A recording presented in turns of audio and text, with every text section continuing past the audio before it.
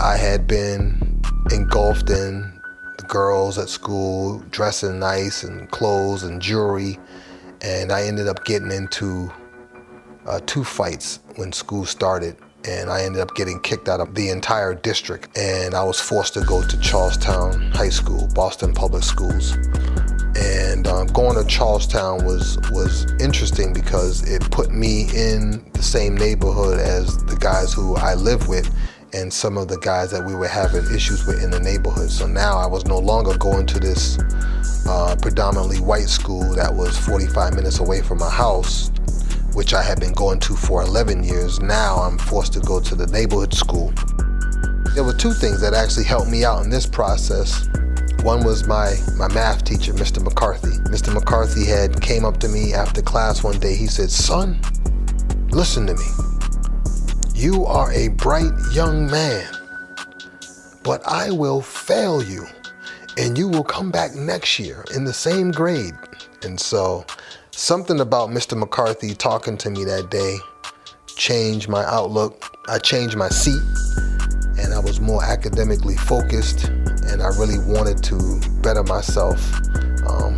I caught a lot of hell, if you will, from my friends in class because I changed where I wasn't sitting in the back, and it was a chaotic classroom. He was an older gentleman. He had 2 hearing aids, so students would be doing all kind of jokes. He would be on a chalkboard, writing, and at those times it wasn't whiteboards. They were actually like green chalkboards. And so when he would turn around and he'd be writing on the board, we'd take a glass bottle and throw the glass bottle at the chalkboard.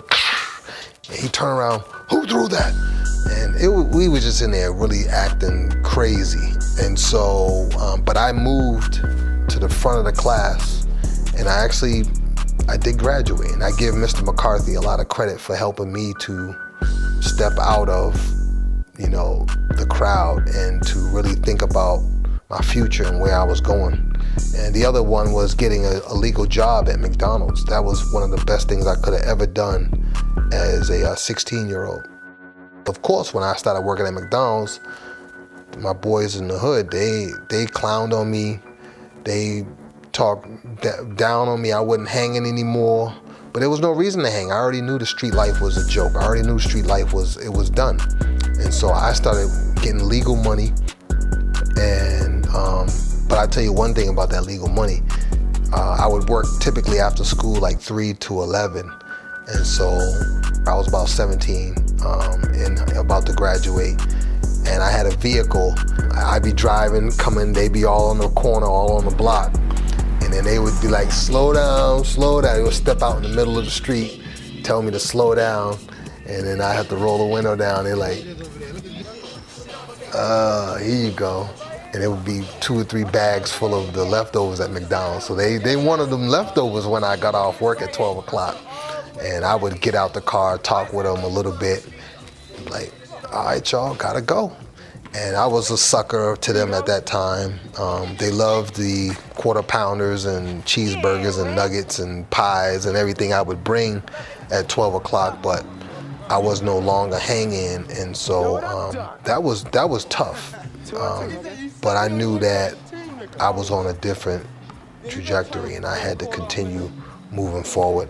And eventually, I had to get out of Boston. I knew that there were a number of things that were following me, from me getting stabbed to me getting, the 8 stitches in my head to the attempted murder charge over my head. I knew I had to get out because it was only a matter of time that Boston was going to swallow me. And so going to Worcester State was an escape for me. And it was good because a lot of people went to Deer Island.